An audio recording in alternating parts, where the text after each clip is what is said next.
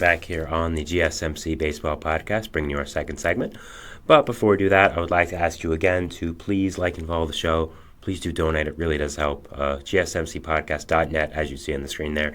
It helps a lot, and it really means a lot. So thank you so much for that. And let's get into our second segment here, which is going to be about spring training.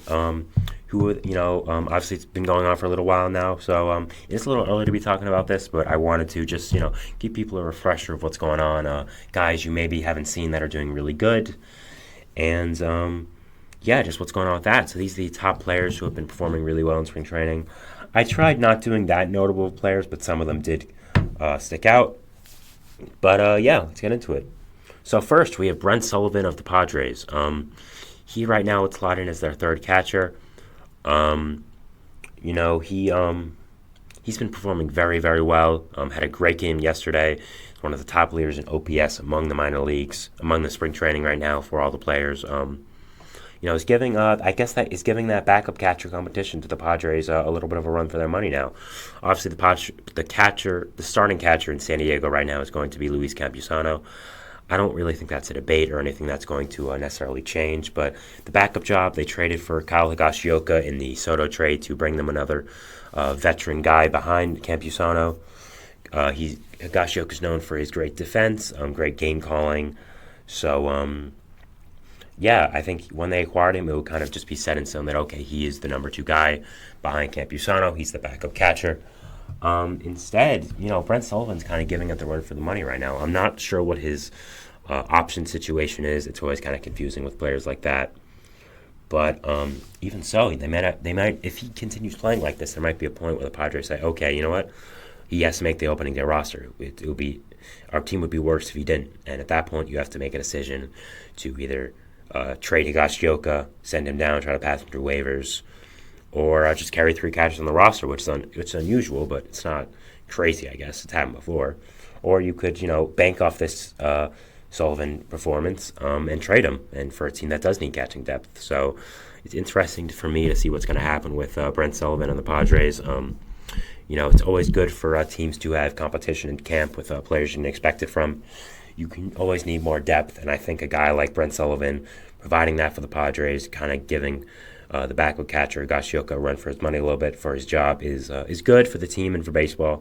And I'm excited to see what happens with that and what goes on there. So next we have Trayce Thompson, who is a Mets outfielder.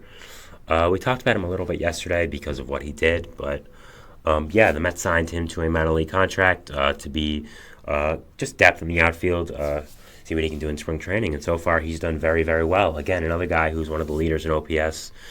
He has 2 home runs so far, one being a grand slam. He's been hitting the ball hard. He's been playing fine defense. I think he's making a case to make the Mets opening day roster. I mean, the Mets bench was kind of fully set, we thought. You had Tyrone Taylor and TJ Stewart as the backup outfielder types. You had Joey Wendell as the backup infielder. You had Omar Narvaez as the backup catcher. That was what we thought, but I think you can either have 3 outfielders on the bench, or you can you can option Thompson. Just say, okay, we don't have a spot for you. You can trade him. You can option Tyrone Taylor, which would be kind of a disappointment considering he was part of that Adrian Hauser trade when we acquired him from the Brewers. Kind of a salary dump by the Brewers, but I thought both players, him and Hauser, were going to be impactful additions to the Mets. So but I think it's going to be interesting to see what happens with Trayce Thompson and the Mets. Where they do go from here. Maybe he will fizzle out at the end of the offseason, by the end of spring training. I'm not really sure, but as of right now, he's doing really well. So, got to give him credit where credit's due. He's performing, and hopefully the Mets see that and put him on the roster. We don't know yet, so Spencer Jones. We have another New York outfielder, but this time it's for the team in the Bronx, not the team in Queens, and that is Spencer Jones. I've talked about Spencer Jones a little bit before in this podcast, talking about him with relation to Dylan Cease and some breakout players for teams. Spencer Jones is a monster. He's a huge outfielder for the Yankees, a guy that just is absolutely enormous, just a tank of a human being, extremely athletic. Because of that, has brought a lot of comparisons to his future teammate in Mr. Aaron Judge. So, Yeah, he has light tower power. I know that phrase isn't used enough in my opinion. It's a great phrase. I love it. So and I think Spencer Jones definitely has that. Um, he's really really good. He's one of the top prospects of baseball for a reason. He's gotten off to a great start with the Yankees. The big first one has been hitting a 470-foot home run against the Tigers in one of the first games. Just a beast. I don't think he's going to make the roster just because I don't really think he's ready for it. But I think it's just a good thing for the future and looking ahead that Spencer Jones is performing this well already. Like again, he's such a good player, just such good raw talent. Like yeah, I'm really excited to watch him. Really excited to see what happens with him. And yeah, I'm looking forward to seeing his career unfold, especially with the Yankees and see what happens there. And yeah, looking forward to it. So next we have the first of our Nationals outfielders. We're going to go two. First is going to be James Wood. I talked about him before. Yeah, he was probably the biggest part of the Juan Soto trade. Probably the top prospect in the Soto trade at that point. I'd probably still say he is the top prospect in the Nationals farm. I mean, it's probably debatable with Dylan Cruz. I'd actually probably lean Cruz now that I think about it more, but I think both are definitely 1 and 2. Yeah, kind of the same as Spencer Jones, really. He's just so tall, so athletic, so muscular. Like, he's just such a beast of an athlete. I mean, he could be an NFL linebacker, and I wouldn't be surprised. Yeah, he hits the ball really hard. He hits so many home runs. He has 3 home runs already this spring, one of the top marks in the league. Yeah, he started off so well. He can play defense as well. I think is going to be one of the big parts of that Nationals future in that organization. You know, the Nationals are bad right now, but they're going to be pretty good soon, I think. That farm system, you know, the ranks are coming up, stuff's happening. So, yeah, looking forward to seeing what happens with James Wood.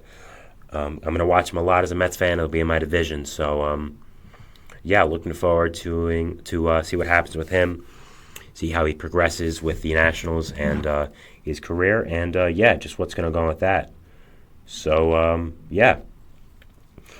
Next, we're going to talk about his teammate on the Nationals and a guy that also came over in the Juan Soto trade. Again, so much stuff they got from the Soto trade. I'd still rather have Soto, but they didn't get a bad haul, I'll tell you that much.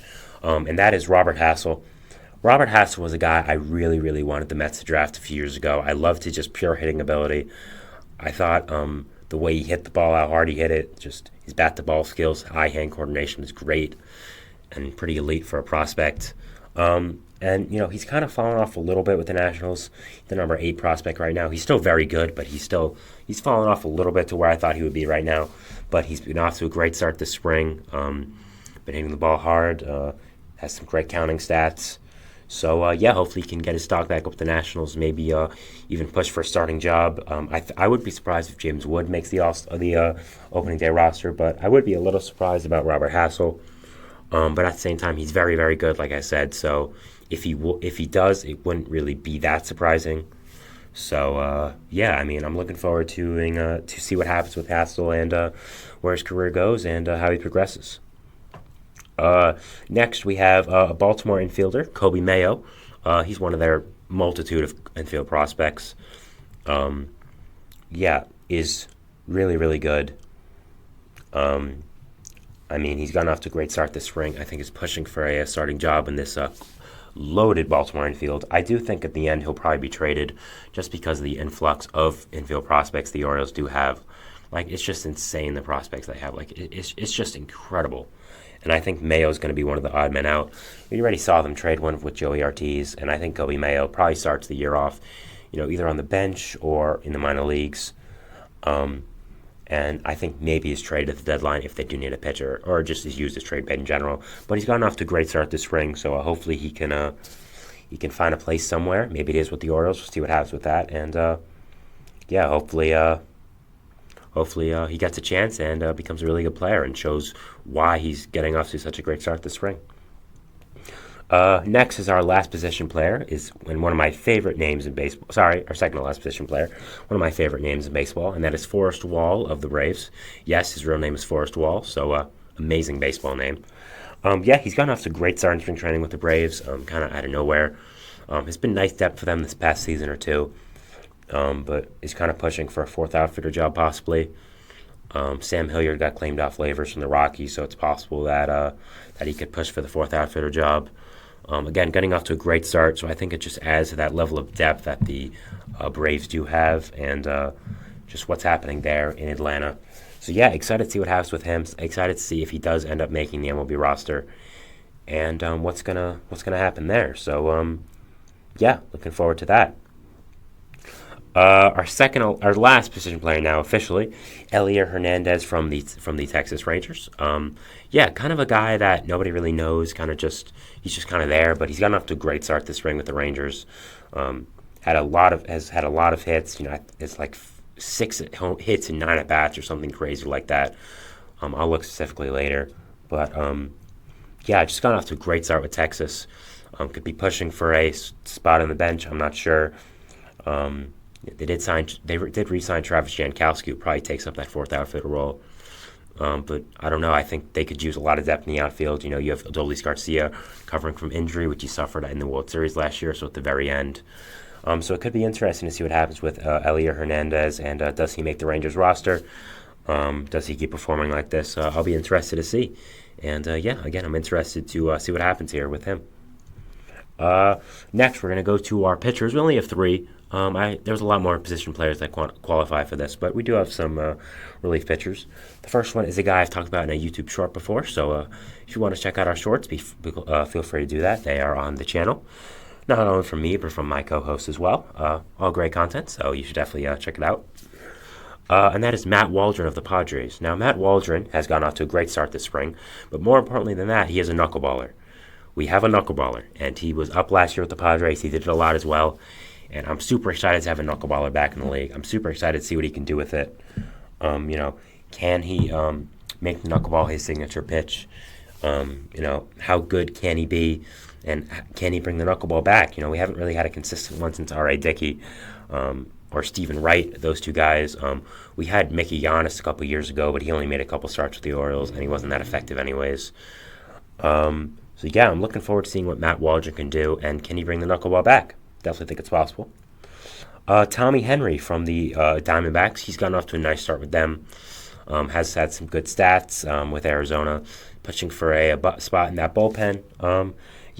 Pitched a few innings. Hasn't given up a run yet, or if he has, it's not been many. I don't have specific stats, but he's gone off to a great start with Arizona. Looking forward to seeing what happens with him, and can he bring this to the regular season? And can he progress past this? So, looking very interested in Tommy Henry and the situation going on there. Finally, we have a starting pitcher, the only one on this list, actually, and that is going to be Jordan Wicks of the Cubs. Wicks was a top starting prospect a couple years ago in the draft, got picked by the Cubs, has a nasty curveball. He's probably slots into a starting spot this spring for this season for the Cubs, and is proving it this spring. Again, he's on this list for a reason. He's gotten off to a great start. I'm very high on him. I love his pure stuff. His curveball, again, is amazing. So I'm really looking forward to seeing what he does with the Cubbies and what he does in the rotation. And yeah, I'm really looking forward to seeing what Wicks can do in the Cubs rotation and what can go on there. And not only just Wicks, but all these guys on the list. I'm really excited to see what happens with them.